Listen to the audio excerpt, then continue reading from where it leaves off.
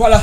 Merci Nakolo Bandeko Balandia. Peuple d'abord télévision, na ebete bozali belé de fois la télévision na bino ngonga na bino ngoyo. Bozela ka émission na bino Écho du progrès émission wapi et pesa mili pour na bino bandeko banso bozali bana ya force du progrès IDPS awa isiko wapi to beta ka to ndongwa na katikati na temple ndenga to baka biso mo temple de la démocratie. Peuple d'abord télévision neza ko sala ke force du progrès pour son susu malembe na banda kuna bino la pesi bino mote baike bi pa e biso bozali na ebete bozali ebele partout dans le monde boko na biso États-Unis, France, Canada, Allemagne na ebete bozali ebele et bon awa na kati ya mboka na biso pourquoi pas na tanga ba professeur lokola ba Kasai na ebete bozali na Katanga na bozali na Mbujimai surtout na ebete bozali na Congo central force du progrès à partout ya ville Kinshasa na pesi bino mote ngonga na bino yango ebelemi na ebete ensemble na biso na bino toko ba actualité politique ya mokolo malelo pambate bino ne bosala toujours makambo évoluer bino ne soutenir chef de l'état bino ne bosala été parti de PES et de toujours la vivacité donc lelo bongo mesano neka ezalaka toujours na yambeli bino pe lelo lisusu mwana mboka Guilhem Mupemba plutôt azali bongo coordonnateur pe membre ya kati ya sage ya force du progrès oyo tozalaka naye partout tosolaka naye mingi pa matema kamotali force du progrès yene azali lisu likola lisu na ebete bandeko musuki bazali ko occasion na biso na temps na biso ki ba komi ba kokota na plateau na biso pour que to continuer pe kubeta masolo na bango na pesi mbote bongo na coordination mobimba force du progrès na moni bongo président Rémi na pesi mbote mingi na moni communicateur na biso balèze na pesi mbote sika ozali pa maté avec le temps to ebete oko rejoindre biso na kati ya plateau na biso ya le peuple d'abord télévision déjà awa na ko monopoliser parole tende kana lobaki na tana mona mboka Guilhem oyo na ko fonga la plateau na ngasikoyo pour que na pesa yemote nenka bo memesanoti bobi peuple d'abord télévision et ça la makambo nenge ezalaka donc déjà na kei pour la pesa mona mboka boni santé na moni toujours le en forme makambo belé ko chercher d'abord réalité ni okuta na nzela transport mbamoutage ezali to nenge bon embouteillage comme d'habitude zéro toujours ça dans le monte tu les genoux tu n'as pas bon peuple a souffrir quand peuple a souffrir c'est absolument ce qu'on souffre vraiment voilà quand il y a un chaque bino le toko sur la je crois maman makambo ebele donc toko sur la liste sur l'étali d'échéance à ministre économie et puis toko sur la bongo parce que ça m'a dit semaine passée toko sur la paix d'émission à Jean-Marc Kaboun il est pas démission qui j'espère que yoka kiango toko bête appelle sur le monde mboka makambo tali carburant lelo pénurie partout carburant zate to ebité toko bête appelle sur le wana mona mboka dide budi ba ko na biso na PC mbote excellence mbote na yo siko to na biso toko bête appelle dossier à Kabuya Augustin Kabuya secrétaire général AK47 ne bobenga kaye na bande ko musuba combattant mo ba kele les ans moi c'est ma debo ko biso le côté mais na bi ke force de progrès bozana pona ko luka ko ba vérité sika o lukuté zali et puis toko solo la peine yo ensemble ma sur l'état de sécurité na niveau est na bi pe ke côté on a kuna yo jape sumo makasi toko beta masolo nango et puis toko solo la par rapport ya réunion ndenge lekaki la semaine passée toko chité na yango pambate yango nde e ko sala déjà mo makambo na ebité mo na mboka Guilhem Mupemba na maïma sur salamina ndenge to monaki dossier ya l'échéance ya ministre de l'économie dans l'Assemblée nationale lui en tant que patriote d'abord au monaki ni démocratie bandi dans l'Assemblée nationale tout ba pesa ki quelque chose bon ce qui koloba ba pesa kanyaka ça lokuta ministre de l'économie a sali peuple oyo mabebele ministre de l'économie a sali peuple mabebele Noranga eza pasi pour peuple oyo souffrir so landi so dans la cité biloko nyonso eza au mata et musala ministre de l'économie eza nini awosala eloko te baide mokonzi ya mboka te yango félicitation na ba honorable député nyonso tu mingi na leze ntambwe na musala bosali ya kotia ministre wana libanda pe yango tozosenga ye atika lettre ya démission le plus vite que rapide parce que à lire va les choses aya ozala ridiculisé pamba ridiculisé par une force du progrès par bango ba ministre to par Assemblée nationale la habité tant faut ni ces personnes Assemblée déjà ça qui musala nango oui Assemblée c'est musala nango est-ce que les peuples ceux qui a démissionné étaient biso peuple tout ça les musala biso yo force de progrès peuple dossier oyo ils ont les canalisés économie ils ont préoccupé peuple congolais mobimba ils ont la force du progrès parce que peuple oyo asomba lipa ndemo du progrès asomba lipa peuple oyo akendaka wende nde du progrès akendaka wende ça dossier ya économie ya Congo etaliga ka force du progrès mais biso lokola lisu likolo ya lisu tozana moi nzela koloba yango tolobaka mais biso tout tozana kati ya peuple c'est que biso tout tozo subir oyo économie na biso eza lelo mais mon mboka wana ya ministre économie bon moi ba produit chez ndenge yaki awa même premier ministre pour que ba ke kotala comment est-ce que ba kambo bio que zo pesa na prix assez ni premier ministre akendaki ensemble na ye to mona ki na ba chambre froide mwana mboka eza mbasoni comment on appelle premier ministre Samba Lukondo que ezali a passa akota na kati ya buzoba pamba wana esaki soni ya makasi tozeli biloko ti lelo pot biloko et biso bato toza na cité biso batisekediste oyebi kino toza déranger chaque jour bapel les chaque jour wapi Thompson wana ministre avandi azokenda kokabela kabana ba billet de banque mais banani azokabela ba billet de banque ba minere pendant que peuple kotoyo azana nzana libu ministre akabela ba minere ba billet de banque ce qui na kosi les gars qui na ba réseaux sociaux au moni ministre économie peuple azo souffrir même biloko ezo mata il azo kabola ba minere ba billet de banque après ministre ya bongo biso to betele maboko mais beaucoup bosa na tike ministre pe ya sala ki que ba billet d'avion ekita to mona ki a kokende Lubumbashi ya ki problème mais le ba billet d'avion ekiti ni je tenir avec espoir na yet alors soutenir chef de l'état nego omoni tango maman na biso akasia asimbaki économie to vandaki 2 ans mokako biloko bana obligé tango ndeko azui économie aende ko boma ngana mona lokola personne na bozelo banena ndeko te bolo bana mona mboka baati lokola bo faut boza la clair parce que bino ide peste ko mona lokola bo mko benda na mona mboka baati il faut kabulaka makambo baati lokola bo monve que Zesali azali président et Sénat na wana ministre ozui ministre azali ministre économie vie bata osa musala comme misengeli na Sénat ministre économie ne a faillir na mission oyo ba pesa ki bango a faillir ah bon asali eloko te muto osali eloko te place na eza ko teli banda koluka bato yo baza capable de osala musaba sunga peuple congolais est-ce que yo koni malamo ya lelo lipa ya 500 communauté lelo kwa muke o peuple o déjà kufane na ndala azo ko kate ko bimisa 500 la ko somba lipa soka zui 500 ko somba lipa tala lipa muke azo ko kotonda na nde pona tout ça les gens mutu ya ministre économique ozi koto biloko to mona lelo ça comme na madesho comme na comme lelo pays de peste beaucoup ko lobila makambo ya tellement makolia c'est que moi niveau pe mati makasi parce que bobone ko éviter makambo wana ya bino force de progrès makambo ko lia bone ko éviter binyo so dira mkonza mboka te na bisaka bino tango nyonso pe ba imboka avant ta famille n'a pas d'oreille mokonza mboka na bisaka tango nyonso to pesa peuple ya kolia to bunda na makasi to pesa peuple ya kolia pourquoi na lobi bongo mwana mboka chef de l'été si kazali ceux qui apprécient peuple d'Amaz apprécient peuple au kolia apprécient peuple accès na santé peuple ya zui moyen ya kotinda mwana na ye na nchiki azui esika kolala bosa na peuple akobeta maboko santa kotosembele mpo na fati mais pendant que peuple oyo azokoka kaka te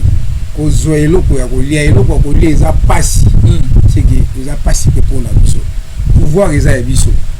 ya mabe il faut toloba ya malamu tobetela yango maboko peuple azosouffrir yango nazo profiter toujours na occasion oyo pour na ko lancer message epai ya mokonzi ya mboka sunga biso bato tokendaki kotanga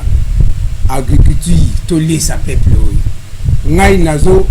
le batango nyo surtout bopesa biso makoki toza capable dans 3 mois to bandoler sa peuple parce que tout est possible toza na mabele o ezali ya mabele ya kitoko pe mabele ebele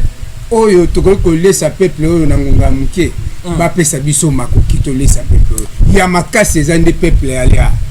Voilà, donc na même point il y a si je wande ka okendeli to me kosula sur le makambo ya carburant to moni le ville ya mboka na biso Congo to le baki partout ils ont bongo partout dans le monde to moni Afrique du Sud to moni Kenya to moni partout carburant exacté mais le lo bande ko ba Congo ba bi na muto mona mboka de Boudini qui est incompétent tout ça il faut ça musala te lui en tant que force du progrès message ni nos anango par rapport à ndeko ba ko ba lelo que non mboka na biso ceux qui pétrole et carburant zozanga ils a pour na mona mboka de Boudini donc ba tchai mu panzi on avait de même avis na ba ndeko ba so ba makambo wana. Bon, bao bazulu bala baza ba congolais dans la démocratie toko kanga bango mon côté mais peut-être que bazo comprendre que il faut te faire comprendre bango et lo moko ya makasi na pouvoir ya biso o ngazo beta c'était makasi communication eza un peu nassé c'est que ba communicateur bazo ko communiquer au peuple peut-être moyen ça peut-être que deux personnes na possession na bango ba moyen oyo ba ko kende na télévision na ba média partout ailleurs ba communiquer tam so deux personnes kanga na ebe azo kanga ba moyen peut-être yango la ebsaki batu secrétaire général na moya lelo sur Augustin Kabuya oui to ya to vanda tout autour d'une table to yeba to solo la eloko nini zangi na eloko nini photo sala pour nous communiquer peuple. Je pense que dossier na yebisaki yango secrétaire général alobi to yebi mais to vanda to solo la to tia makanisi to sala nini ndeko communication ezate ko banda na likolo sommet communication ezate chef de l'état a ça makambo belé mais banen bazo communiquer bazata mais je pense que mon communication du maga écoute toujours pas ba dongolo meso na mabenga bango mais si ko tire le ko tire ba dongolo miso wana ba sala ke ba kanga communication chef de l'état bino di progrès to bino mozaka lisi likula lisi boko sala nini pour la dénonciation boko dénoncer peut-être bino mozaka ko ndima kaka mais chef de l'état ko na toujours soki omoni ngai ndebola yo nazolo baboye c'est que nazo dénoncer que non il y a un ça ne va pas ngai moko déjà na ndimi que non il y a un ça ne va pas c'est qu'il faut ko bongisa dossier à carburant premièrement d'abord il faut que un dossier oyo ils ont la monde ils ont créé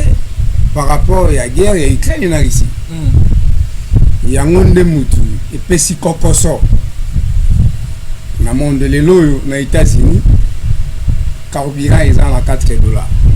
oui au biso awa ba dongolo meso balinga ba profiter nango ba inia pouvoir oya biso balinga ba profiter nango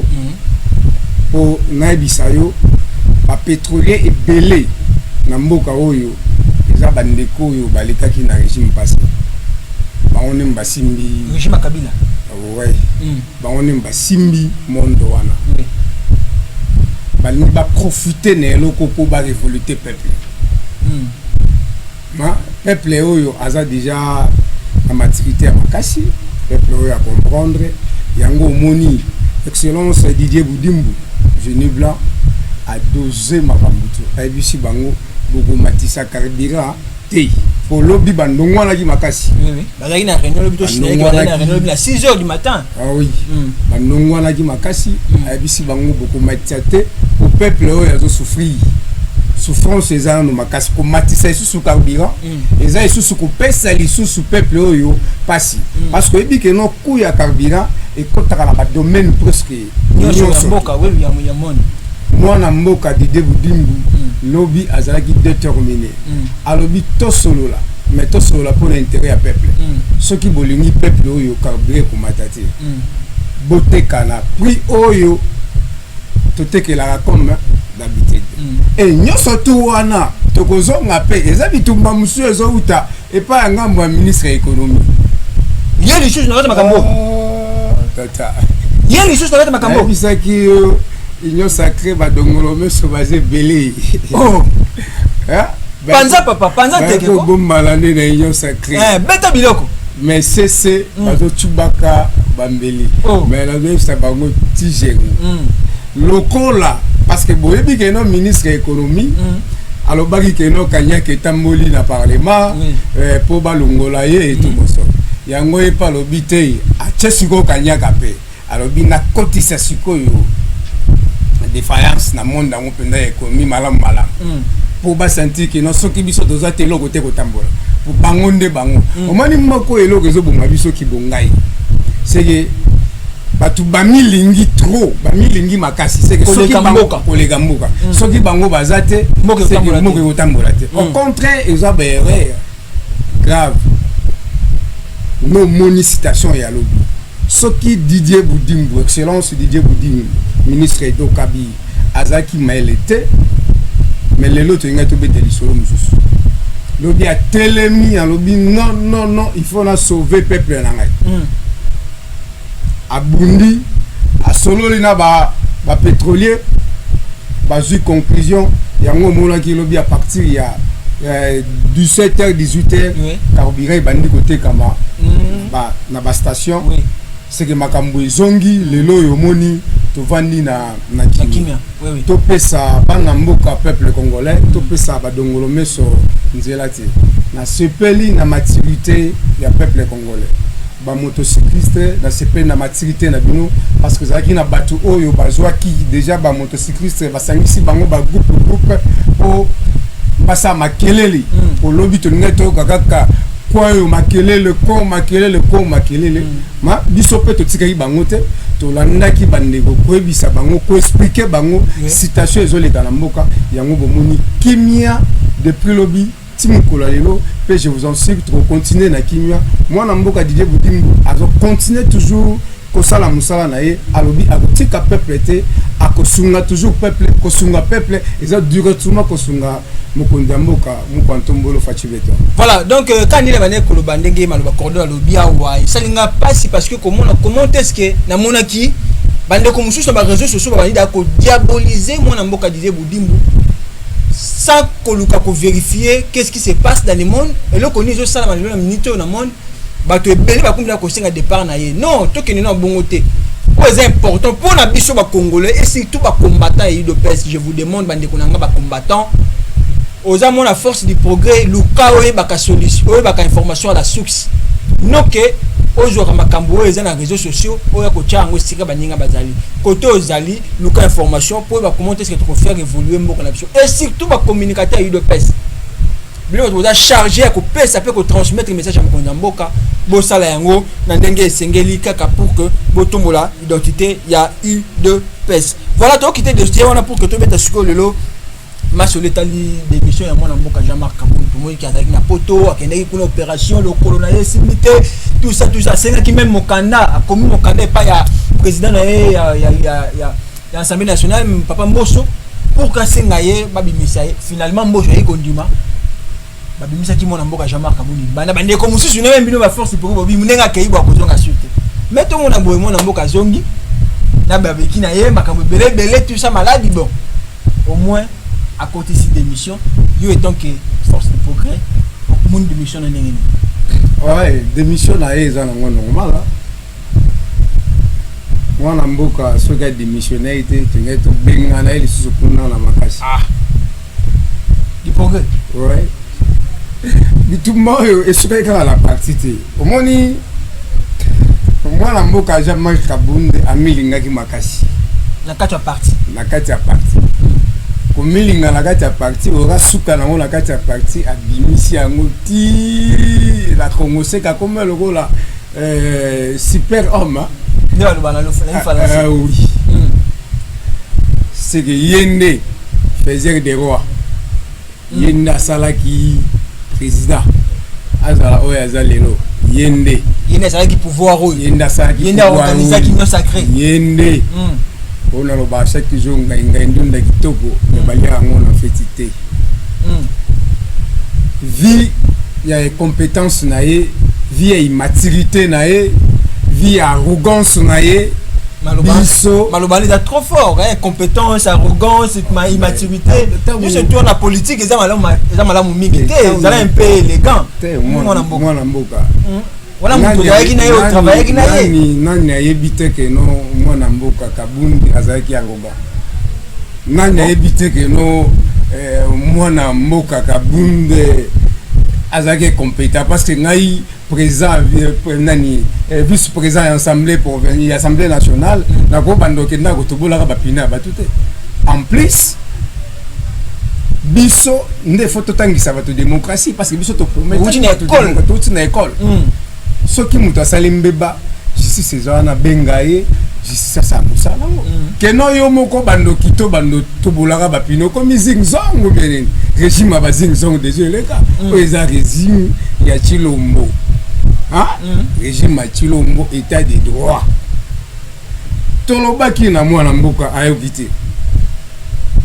alobi yende mutu asala pouvoir na biso tolobi te UDPS eza pyramide ga renversé décision utaka na base base to cheli banda to lungoli na IDPS base to lungoli na IDPS oyo batu bandima ite parce que ngai tangu na bandaka combat na kabunda batu banoye bisanga itika okokoka ete tika za fort na obi ngai na betande batu bazaka bafobo ba kabila zaka fort beta kabila so est-ce que kabunda koleka kabila soki aleke kabila to beteka fin de fin to beti to longolé na parti abulagi ya otika la libère to longolé na parti to ebisaki e poste oyo ezali poste ya UDPS nde to longolé na parti il faut tika poste oyo bande kumsuso bazali na UDPS bakamba bazwa ibonga wana to tambwana bango na milongo to ebeloko ni to kosala liboso tangu to moni a déposé des missions naï ngesika nazalaki na obi bravo quand même au comprendre pour na tout au comprendre que notre lingeto atongeto humilié ouais ezaki makanisi ya bayi progrès makanisi bayi ba combattre soki aboyi kotika poste wana tongeto humilié pour za poste na ite za poste na biso IDPS so yo tinga malango lo kwa kobuti pour ça IDPS yo biso to longolo dans la IDPS c'est que c'est normal il faut tigango à comprendre yango sika zali la PC félicitations à comprendre à tiki poste c'est à nous maintenant de s'organiser de toujours s'organiser malembe to zela mapo na mikoya na kata assemblée nationale to désigner mutu oyo akoyoka ba kombata mutu oyo ala na souci ya ba kombata mutu ya ko proposer makambo malamu on les assemblée nationale mais tant que yo ba ke koyoka ba combattant boza ko diminuer mutu wana vision na ye asela ba humanité asela ka ba combattant na forme mo restreint combattant omoni kombo to sala ki ezaki na vision tant to bi koyoka o akoyoka ba combattant parce que nous sommes là pour proposer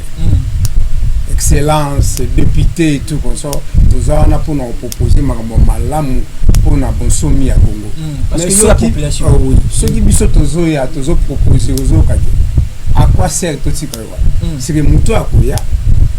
c'est que tozo ndimakino akozala mutu oyo akoyoka ba proposition na biso ba combattre pour na bonsomi ya pour le Congo siko kozonga na yenga zina Kinshasa awa bino ba combattant ndingi bomoni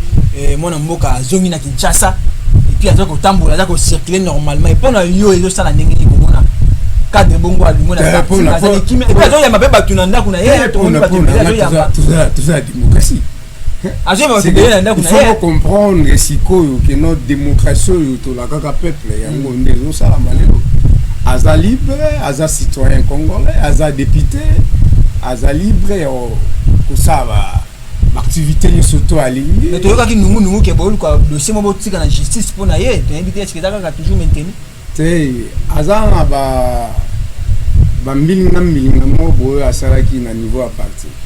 voilà bon mais on a niveau justice on a tout mais on a niveau justice exemple biloko ya partir ya kindenge nango wana biso na justice ndenge na biso la partie mais kolobake no azana libre oui fois à la libre pour az citoyen congolais aza député national c'est qu'il faut azala libre asala makambo na ye na limemia nyonso mais nayebisa yo carrière politique na ye abomi yango mutuku toza ko renforcer le sous ba contact ba nini na zo na comment est-ce que ça combien parce que webi mopandi sango webi na mboko oyo toleka na ba vie mo ba vie bomanda vie bomanda so azoleka azoloba na itando ke bozo sentir quoi TV zoninga tango via trahir foi aki l'idopes tolobilaka mingi spiritualité ezaka na esprit moko bo spiritualité mo ezaka soko trahir yango c'est to bendoka spiritualité ani silo tikali pamba eza ko eleka pemba te soka ba longoli mu PPC ko tikali no loko pamba c'est que c'est ça vraiment l'IDPS parce que so tali parcours ya bato baleka na IDPS bango ba trahira IDPS sort na bango lelo e banité parce que lelo yo autour na ngai vie mubaka kendab te mais ensemble te azaa peuple a bien peuple a TV azaa limba na bisika te bien vie afani na lemba bato ba bi vie zaka ba na quartier la mito oh neni apa la quartier limba ne ba bi fe bato kinga sel ba bi soviété biso ba bula ke lo via daya ko bato la c'est pas c'est bien ça va là mais la place la limba lo via ça la ga oui via ça la limba c'est que nation politique via daya ne mona kabunde c'est que la scène politique carrière na est vraiment eza effacé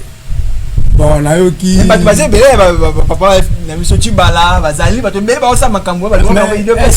est-ce que Tshibala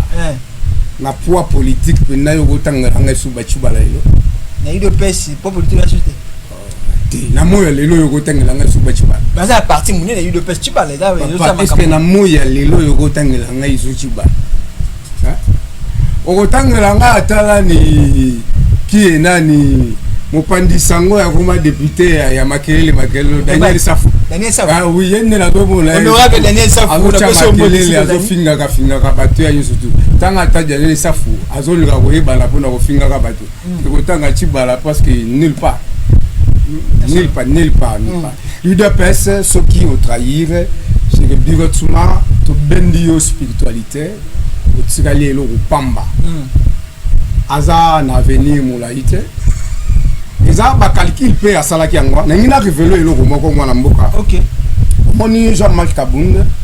na parcours na ye a comprenant qui vrai sens c'était ya osangisa IDPS ye amisalaki déjà gros na kwena ye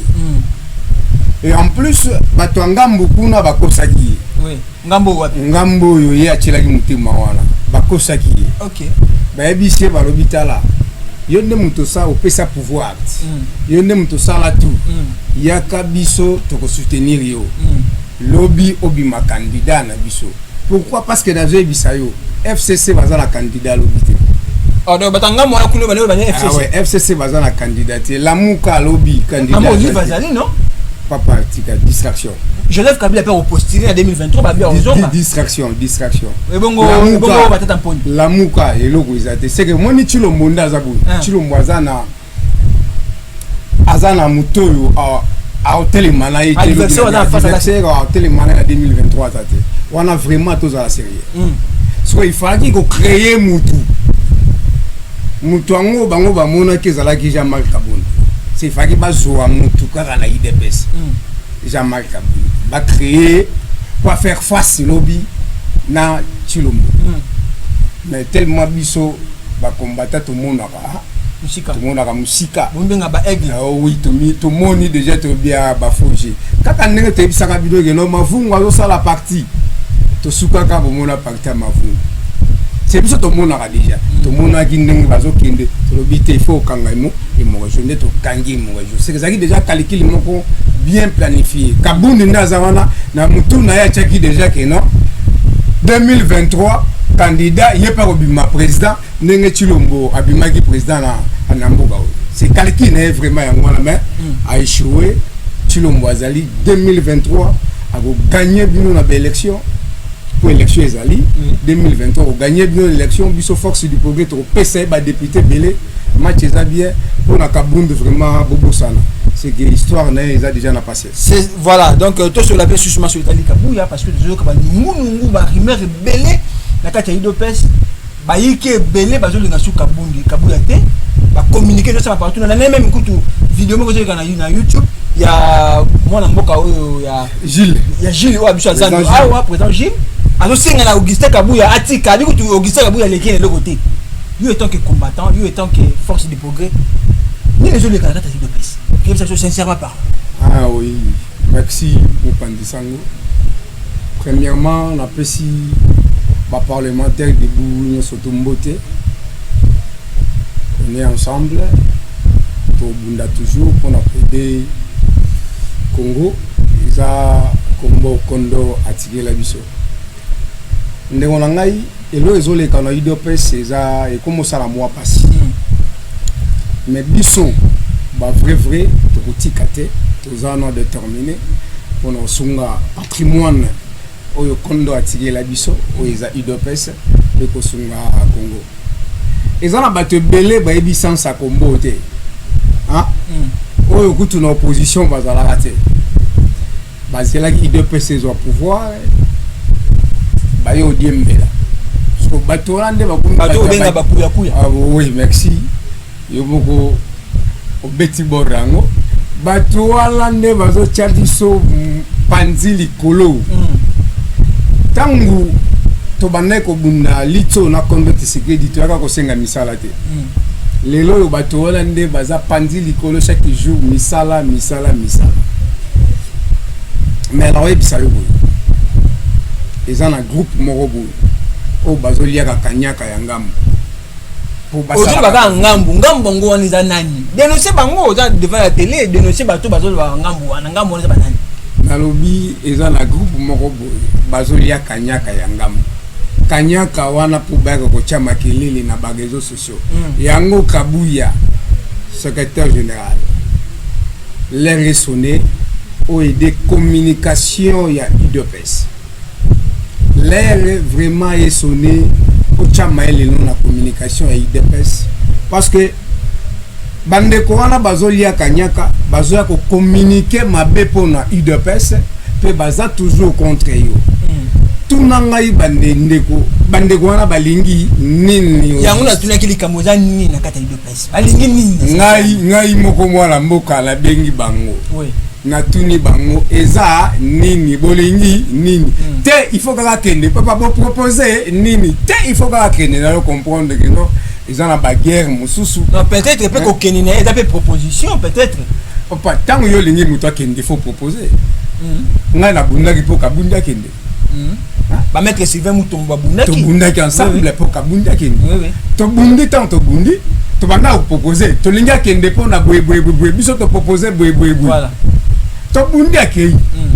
lelo tozali na Augustin Kabuya o lelo ba msusu balobi to zela 100 jours na ye problème ezate po zela 100 jours na ye mais pour le moment partie za ya biso OK tozo proposer nini OK kondo Tshisekedi azaki mutu oya banda ko kabolate azaki mutu pe ya désordre te kondo Tshisekedi azaki mutu anotambo la limemia pona bolingo a partir ando 500 batutu na mutu oyo alingaka ete na mutu alingaka pona intérêt à parti ando 500 batutu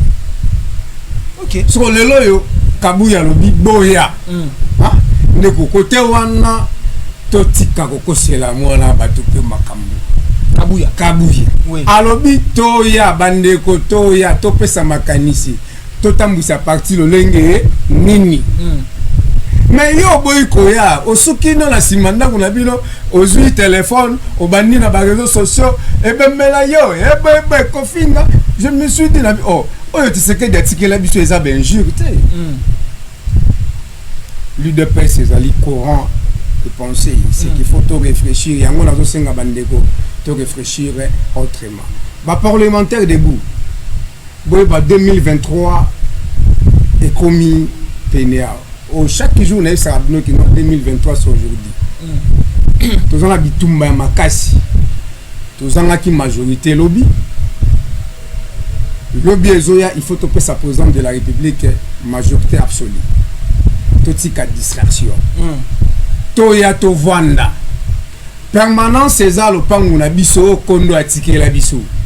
boya to vanda to réfléchir ensemble ndenge nini to ko aider parti ndenge nini to ko pesa président majorité lobby totika dialelo ba misusu soki na lobby boye ba lobby ona kaudo lobby bango se kaudo aliaki kanyaka nazomi tu na tango ngai na bande ko telemela kabuya enani kabundi naliaka kanyaka ya nani naliaka kanyaka mutu te oyo apesanga kanyaka abima na itandalo bakeno ngai na pesanga kaudo kanyaka ngai ni na lobaka na telemelaki nazaki souci nange zalaki ba valeur tozonga na légalité tozongi na légalité le secrétaire général azali wana Augustin Kabuya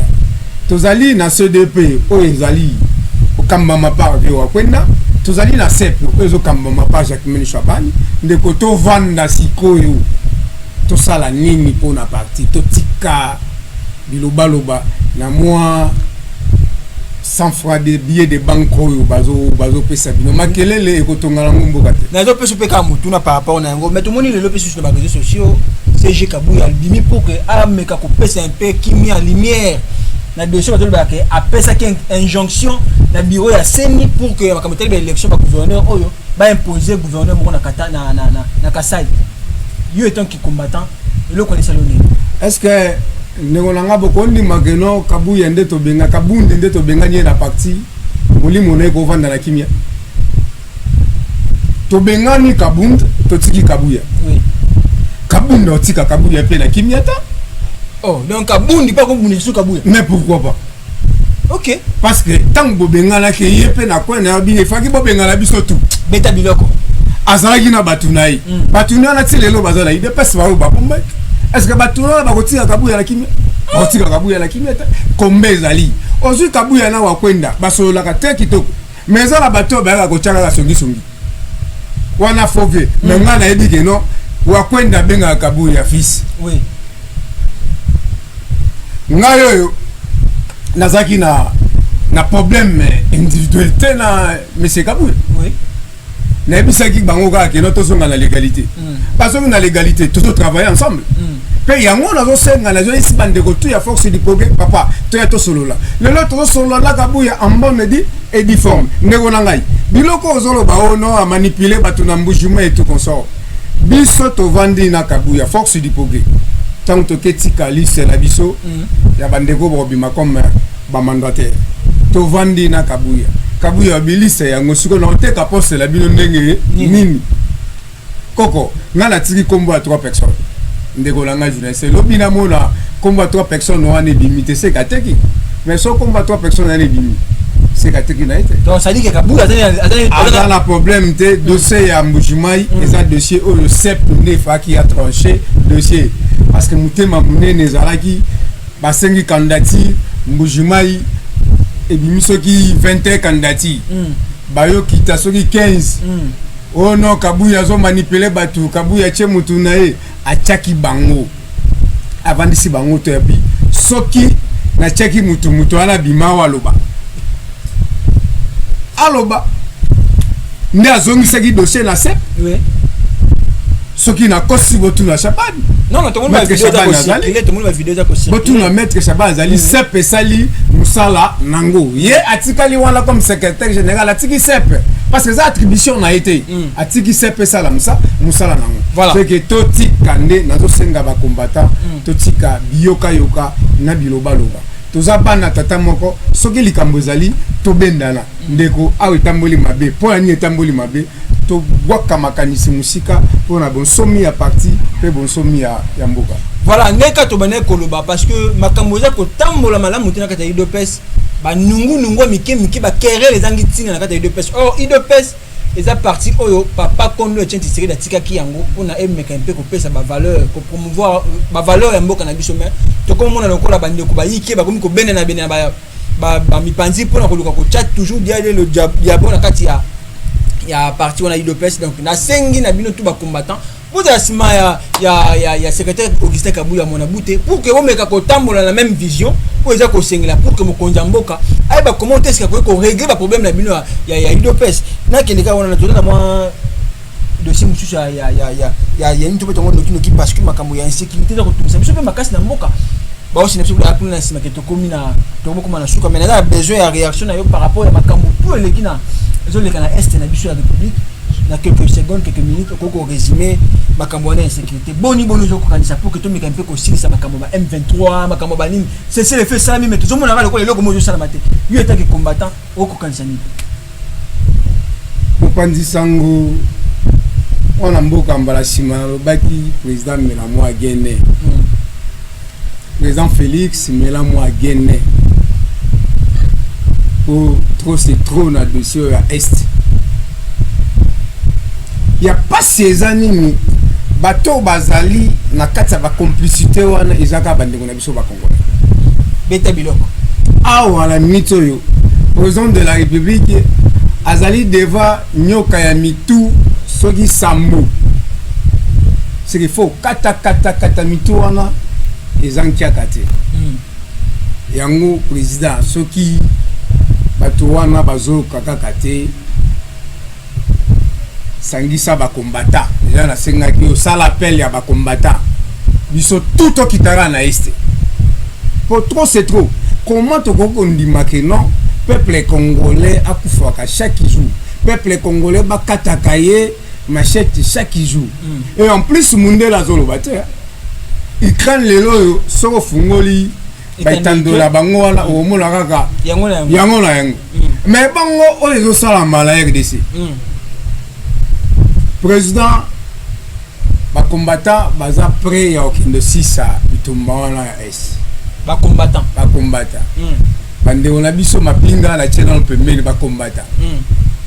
tango to okende to sangani siko na mapinga mais ya makasi mapinga na biso bo pesa bango eloko kolia bo pesa bango kanyaka na bango ndenge sengeli na biso bino omoni bande kwa Ukraine so bazo bunda po baza payer kitoko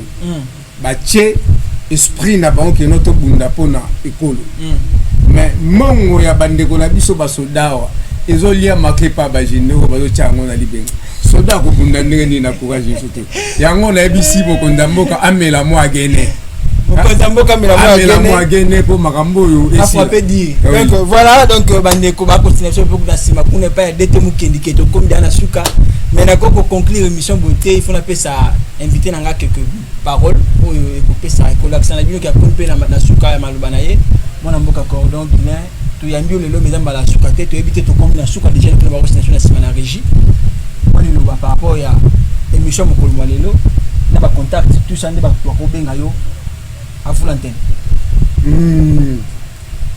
Dilo basuka rosa. Ça peut être ba remerciement ba mbote ba tout bien. Dilo basuka vraiment rosa la tête parce que tozali tozala quand to lo ba facha zakaka c'est que tozala toujours. Ma na senga ba iketu combattant aux émissions na bino. Bocha vraiment maïle makasi pour l'émission yo